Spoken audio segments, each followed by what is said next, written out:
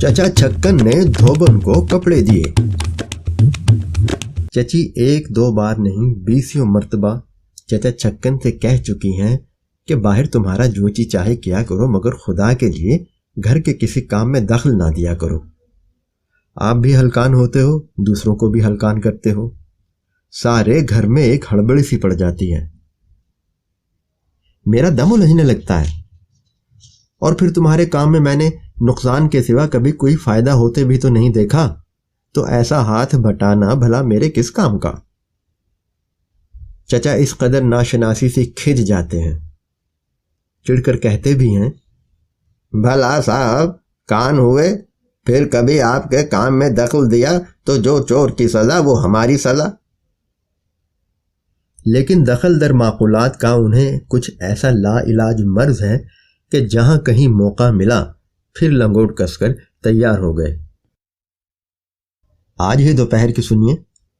چچی کا جی اچھا نہیں تھا، گلا آ گیا تھا، اس کی وجہ سے ہلکی ہلکی حرارت بھی تھی۔ منہ سر لپیٹے دالان میں پڑی تھیں کہ دھوبن کپڑے لینے آ گئی۔ چچی نے کہا، اے دھوبن، آج تو میرا جی اچھا نہیں ہے، کل یا پرسوں آ جائیے تو میلے کپڑے دے دوں گی۔ دھوبن بولی، بیوی جی آج میرا میاں رات کو بھٹی چڑھا رہا تھا، کپڑے مل جاتے تو 8ویں دن میں دے جاتی، نہیں تو وہی 10-15 دن لگ جائیں گے۔ چچی نے کہا، اب جو ہو سو ہو، مجھ میں تو اٹھ کر کپڑے دینے کی ہمت نہیں۔ چچا چھکن پرلے دالان میں بیٹھے میاں مٹھو کو سبق پڑھا رہے تھے، کہیں چچی کی بات سن پائے۔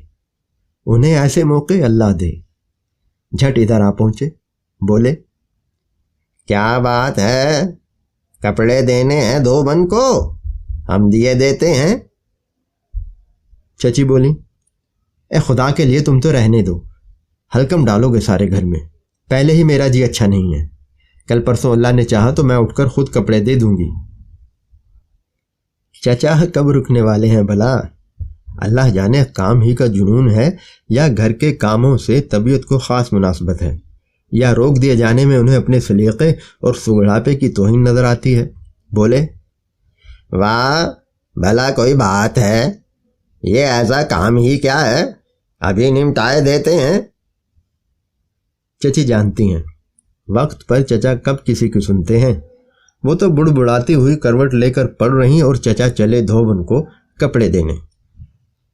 چچی ٹوک چکی تھیں، اس لیے آپ نے نہ تو کسی ملازم کو آواز دی، نہ کسی بچے کو بلایا، نہ کسی سے پوچھا کہ کس کے کپڑے کہاں پڑے ہیں، خود ہی گھر کے جالے لینے شروع کر دیے۔ جو کپڑا نظر آیا خود ہی آنکھوں کے سامنے تان کر پرکھا یا نیچے پھیلا کر دیکھ لیا۔ کم وقت پتہ بھی تو نہیں چلتا کہ پہننے کا کپڑا ہے یا جاڑن بن چکا ہے، چماروں کے بچے بھی تو اس سے اچھی طرح کپڑا پہنتے ہوں گے۔ کسی کپڑے کو چھوڑا، کسی کو بغل میں دبایا، کہیں جھک کر چارپائی کے نیچے جھانکا، کہیں ایڑیاں اٹھا کر الماری کے اوپر نظر ڈالی۔ معلوم ہوتا تھا آج چچا نے قسم کھائی ہے کہ جو کام ہوگا آپ ہی کریں گے، لیکن آخر کب تک؟ چچا چھکن کے لیے تو اللہ میاں بہانے پیدا کر دیتے ہیں۔ کپڑوں کی تلاش میں اسباب کی کوٹھڑی میں گئے تھے، 5 منٹ بعد اندر سے آوازیں آنی شروع ہو گئیں، لیجیے صاحب۔ حسب معمول سارا گھر چچا میاں کے گرد جمع ہو گیا۔ آپ نے سنانے شروع کر دیے اپنے احکام۔ اب کھڑے میرا منہ کیا دیکھ رہے ہو، جمع کرو میلے کپڑے، پر دیکھو رہ نہ جائے کوئی، ایک ایک کونا دیکھ لیجو، دالان میں ڈھیر لگا دو سب کا۔ بندو تو ہمارے کمرے میں سے میلے کپڑے سمیٹ لا، 2-3 جوڑے تو چارپائی کے نیچے حفاظت سے لپٹے رکھے ہیں، وہ لیتا آئیو۔ اور سننا، وہ چھٹن یا بنوں کا ایک کرتا بانس پر لپٹا ہوا کونے میں رکھا ہے، پرسوں کمرے کے جالے اتارے تھے ہم نے، وہ بھی کھولتا لائیو۔ اور دیکھ، ہوا کے گھوڑے پہ سوار ہے کم بخت، پوری بات ایک بار نہیں سن لیتا۔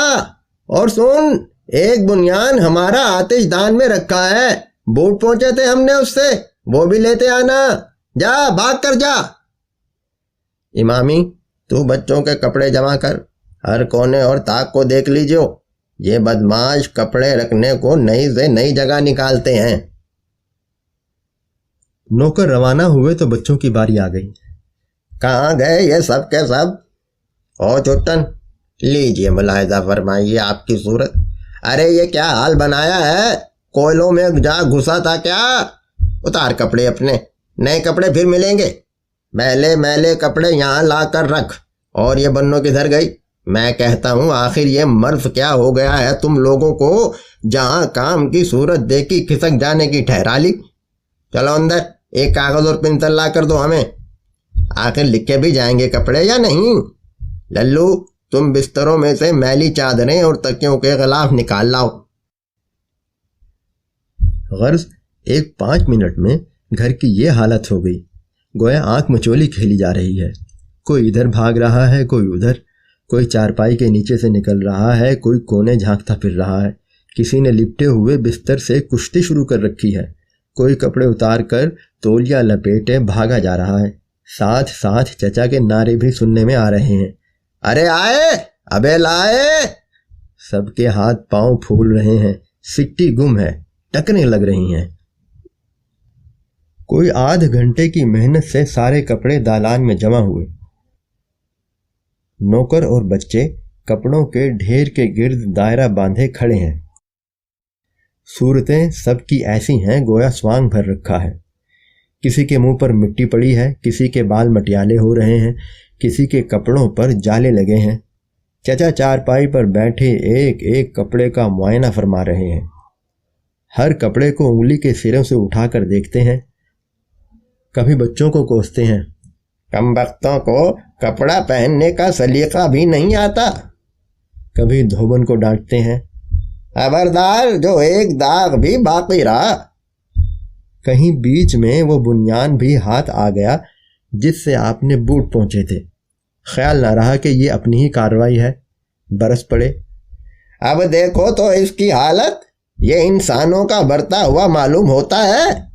اللہ جانے بد تہذیب کہاں کہاں۔ داغ اچھی طرح دیکھنے سے چچا کو یاد آ گیا کہ یہ بنیان ان کے اپنے کمرے کے آتش دان میں سے برآمد ہوا ہوگا۔ چنانچہ فوراً کپڑوں میں ملا دیا اور ارشاد ہوا، چلو اب جو ہے سو ہے، لو اب کپڑوں کو الگ الگ کرو کہ کون سا کپڑا کس کا ہے۔